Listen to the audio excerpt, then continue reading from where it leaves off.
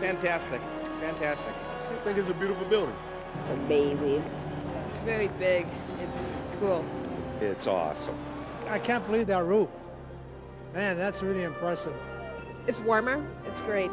I love it. This place is absolutely incredible. Actually enjoy it again without being cold. I don't think there's a bad seat in the place. I came here in 1953 when County Stadium opened. I used to ride across the 35th Street Viaduct to come to ball games and sit in the Pepsi Knothole gang spot. So to see this transition from the park that was built in the 50s to one that's going to take us into the next millennium is just fantastic. This is a great day for Wisconsin. The board did an outstanding job. It would not have been built if we didn't have a vision and had the courage to see that vision through. Well, it was a cold day. I remember that, and I was really excited. I thought this is going to be a great project. I was really proud to be part of it. I knew in my heart that this would be a great project for southeastern Wisconsin, that it would be a lasting legacy. At the time, there were just a lot of unknowns, a lot of uncertainties. All we knew for sure was that the road ahead of us was full of challenges and obstacles, many of which we didn't have answers for at the time.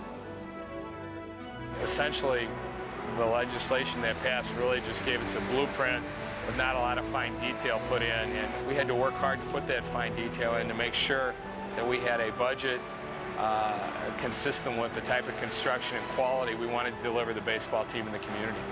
We're still on the same budget that we adopted way back when we broke ground, which really is quite remarkable on major construction projects, and I think that's great credit to the district.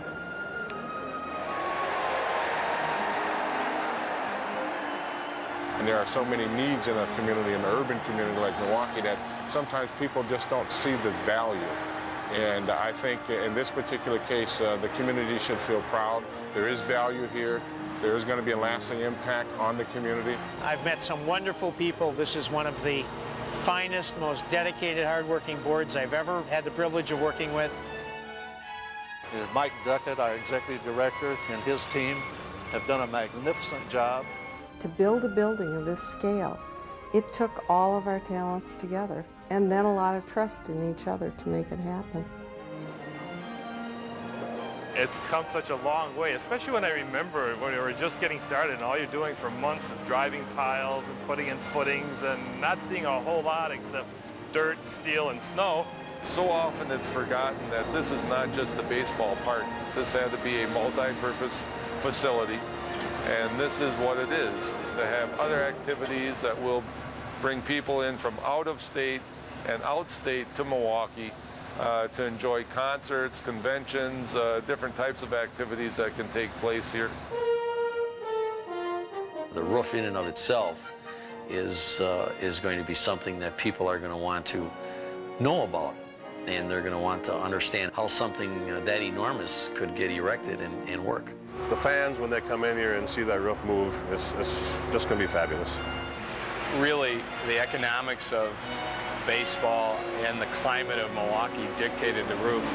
When we saw this roof design and the way the roof opened or closed, I mean, we were just enthralled with it immediately. We knew that this was what we wanted for this park.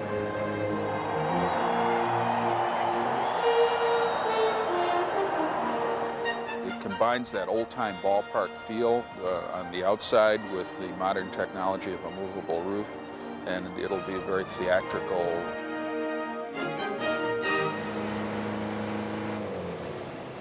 This was an opportunity, in essence, to pump $70 to $100 million into minority and women businesses in this community. It was going to be a once-in-a-lifetime opportunity, so I felt being a part of that was important.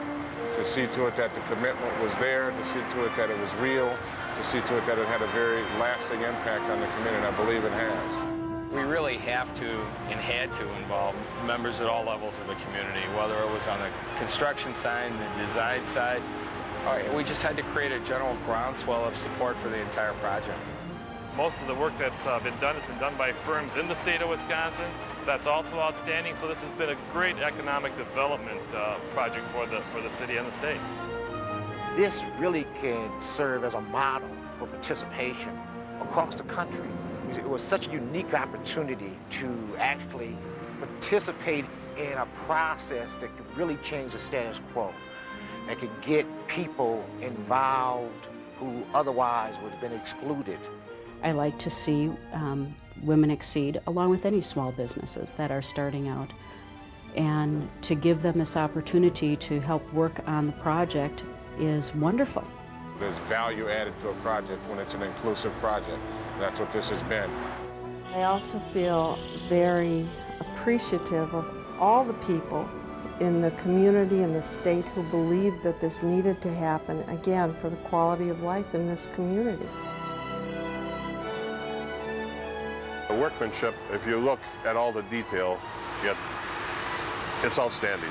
Men and women from all walks of life, all trades, have just done a phenomenal job. You know, we didn't do it, they did it. They come here every day and they work safe. And at the same time, they do great quality workmanship. It says a lot about the area. The concerns, the expectations that we might have had going in have been rather substantially overcome, and the only thing we can't fix, everything else we fixed, was the loss of the 3 men. The ultimate nightmare of a project like this was just horrendous. It was very traumatic for all of us and a very sad day for everybody. I frankly don't want to forget it. I want to get past the grief part of it and realize that what a great testimonial it is that this project rose anyway, not in spite of, but because of those deaths. It was tough to see the families and the children knowing that happened. At the same time, you know that you've got to move ahead, and you've got to continue. We've come a long way. The term that comes to mind is awesome. All of the different concessions, the museum, restaurants, it's wonderful. Certainly the people that are on the field level are going to be closer to the action than anyone, but even the people in the upper deck in the terrace or in the loge are going to be, the seating is going to be cantilevered close to the action, so you'll get that feeling of being right on top of the game. I think we're going to have the best sports bar or sports grill in baseball. We're going to have some of the best skyboxes in baseball. We're going to have one of the best scoreboards, sound system. The list just goes on and on. It's going to be a fun place. There's going to be a couple of children's areas here. You'll be able to get out of your seat and walk all the way around this ballpark on the main level because there'll be a walkway all the way around. So if you want to walk and watch the guys warm up in the bullpens, or you want to go take a view from the outfield, you'll be able to do that. I think the interest in touring this facility will be incredible. It really enhances our culture in terms of being a first-class city with a first-class stadium that communities around the country are now coming here and hoping to emulate. The public should be very proud of what has taken place.